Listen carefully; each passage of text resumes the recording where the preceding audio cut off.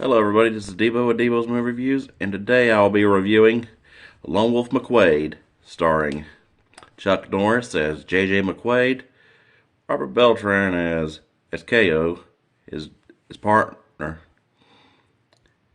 featuring Elko Jones as Dakota, David Carradine as Raleigh Wilkes, the main villain in the movie, and Barbara Carrera as Lola, and alongside R.G. Armstrong as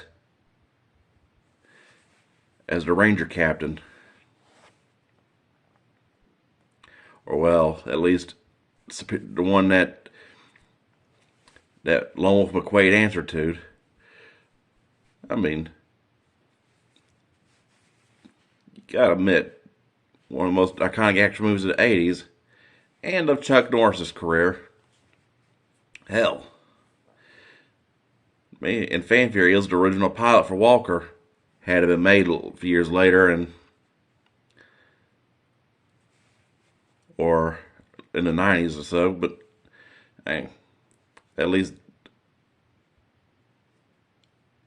his movie was a whole lot better than that bullshit Jared Padalecki's doing. I mean, I don't know if you're gonna reboot a cop show classic, at least maintain the ass kicking instead of replacing it with daddy issues. Cause yeah, look at Padalecki's Walker as like the Weenie Hut Junior, the Weenie Hut Juniors of cop shows. Whereas the original Chuck version was Salty Spittoon. And of course with Lone Wolf McQuade, who was a bit more renegade and more like Dirty Harry than he was Cordell Walker. Given how Lone Wolf McQuade came first and Walker later, of course, but given that both were Texas Rangers played by Chuck Norris, they equivalently still stand.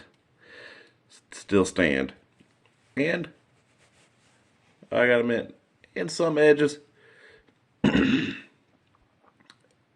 McQuade would like if you put a fight between the two characters, kind of a Chuck versus Chuck fight, I'd almost say McQuade would win because he didn't play by the rules, whereas Cordell Walker was Mr. By the Book.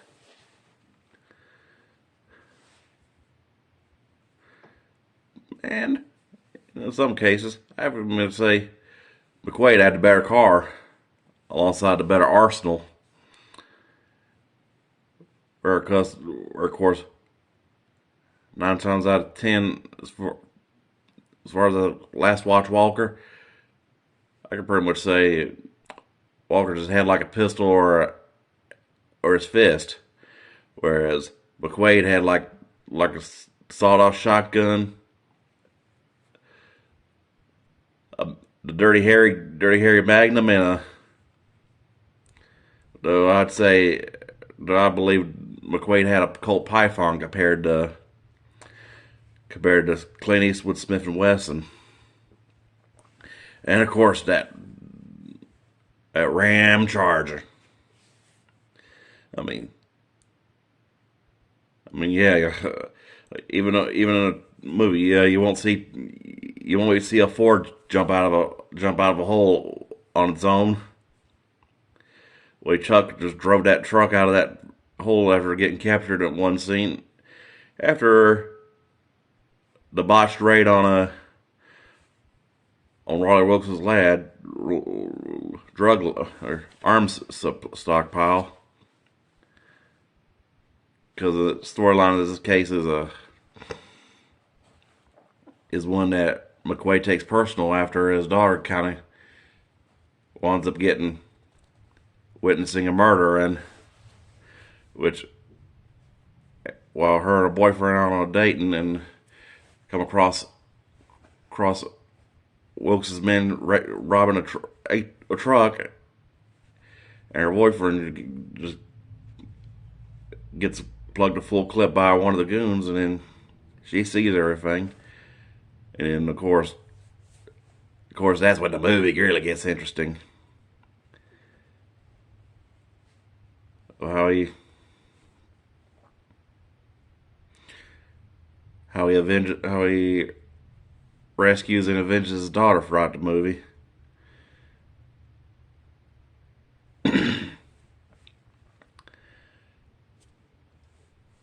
From like their first encounter, McQuade and Wilkes was the first encounter at a rodeo, and even make the movie that more iconic was the whole love triangle between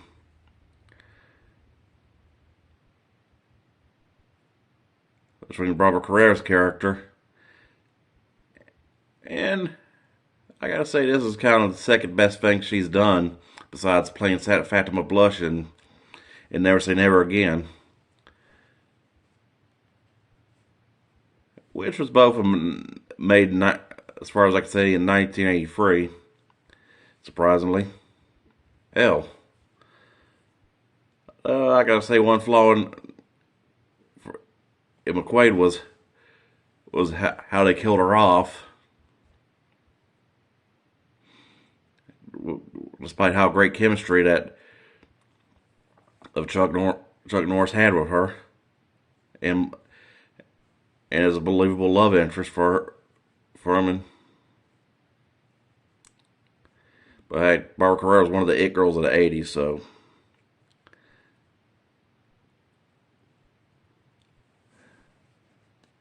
yeah, that's almost like it was made today, and it starts and that character was played by ScarJo.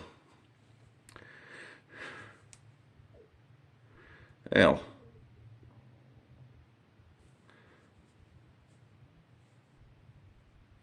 even more badassery was I already mentioned the truck, and that old chase with a gangster known as Snow, played by William Sanderson.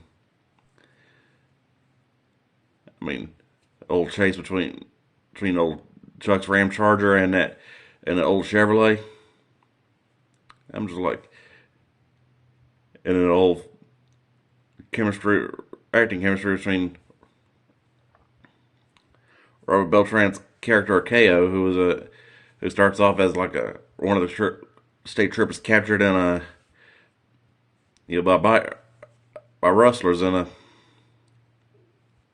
beginning of the movie, right right when shit gets real and fucking Chuck just comes at him with a Uzi.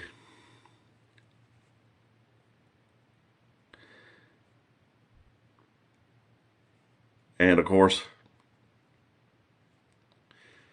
they had that.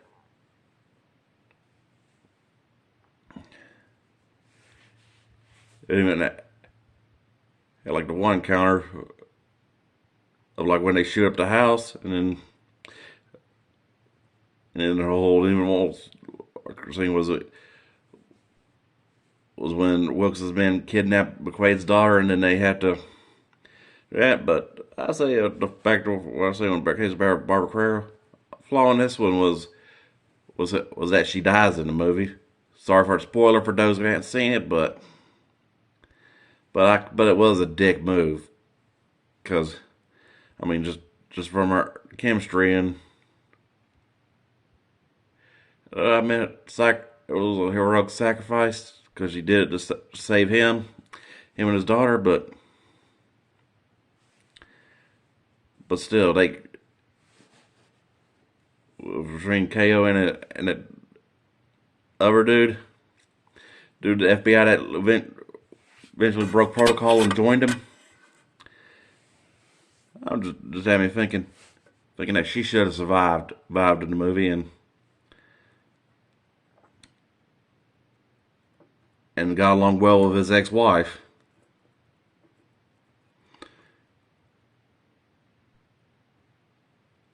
And but overall, I gotta give one and but yeah. Before I go off, I was about to say, I could say, in case y'all haven't forgot, I was gonna say talk talk about David Carradine's performance, and talk about one of his most iconic ones besides Kung Fu, which was one of the rare occasions he was actually a good guy. Long The Long Riders, where he played Cole Younger, another iconic and a must watch. North and South, as Justin Lamont, definite villain, iconic villain. And of course, as Raleigh Wilkes in Owen McQuade, which I should also mention a blink and you'll miss it, or for the horror buffs out there, noticing how Kane Hodder had an uncredited role as a goon or punk or something. Well, either way, he got his ass whooped by Chuck. Hell.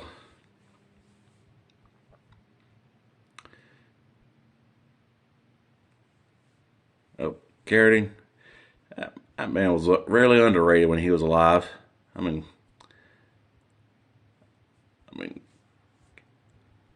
shame we never got to see him like in an MCU or in a Bond or as a Bond villain. But overall, he was great. In this movie, I'm gonna give a damn good 5 out of 5. I hope y'all like, subscribe, and enjoy, and I'll keep dishing them out.